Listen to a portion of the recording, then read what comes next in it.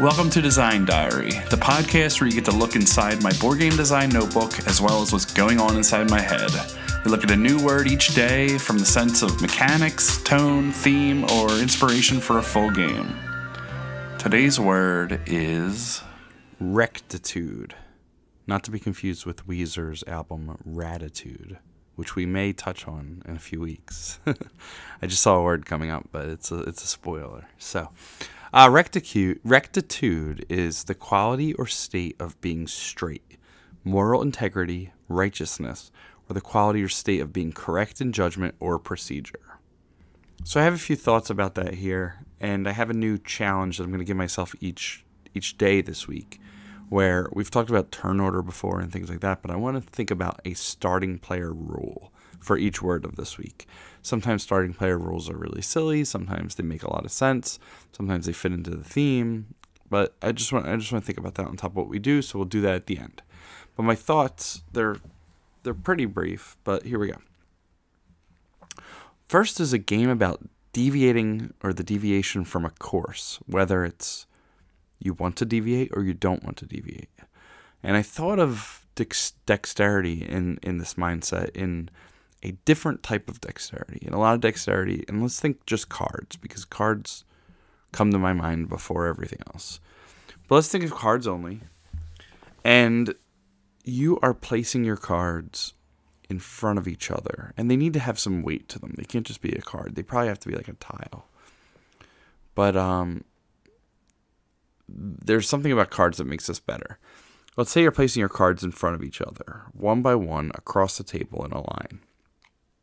What you would look at is the line along the edge of the first card and measure that straight and see how each card that you've placed sort of shifts a little to the left and a little to the right, to the point where each one that doesn't fit like perfectly on that line or on the inside of that line or something along those lines, too many of the word line right there, something that works along that way, where you would measure the line going forward from the point A all the way to the point B and see which ones match that, exceed it, or are a little too short or something along those lines. But it sounds very dry and very boring on its own, but I thought of there's not a lot of dexterity that's not about like tossing or even stacking or things like that. Instead, you're placing and using, just your eyesight or whatever, but you're trying to place in a rigid, strict rule in that you want these things to be perfectly in line. So it's about the delicacy and the the fine tuning of the twisting and the positioning of your card to be a perfect placement. And I don't know, I've seen a lot of that in dexterity. You do it because the weight's going to matter. You do it because, things are going to topple and fall over. But I've never seen someone do it because they're trying to be precise in this perfect line or whatever it is. I don't know if there's anything there, but I feel like it's a different end of dexterity that isn't tossing, and it's just the precision of the placement. Without like the weight or the falling or anything like that. So another thing I thought of with the same thing in mind is a line, and I just went with this being straight, but the straight line being the shortest path between 2 points. So I thought you could have, like,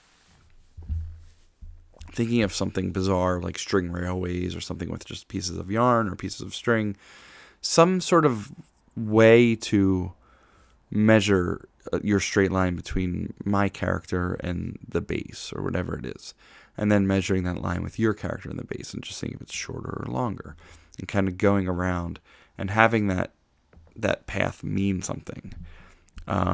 Let's say there were notches on this string, and however many paths is how many actions you use, or how much money you have to spend, or how many minutes you have to spend.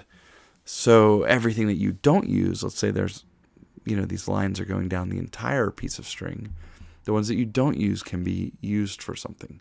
They can be cashed in, they can, whatever it is.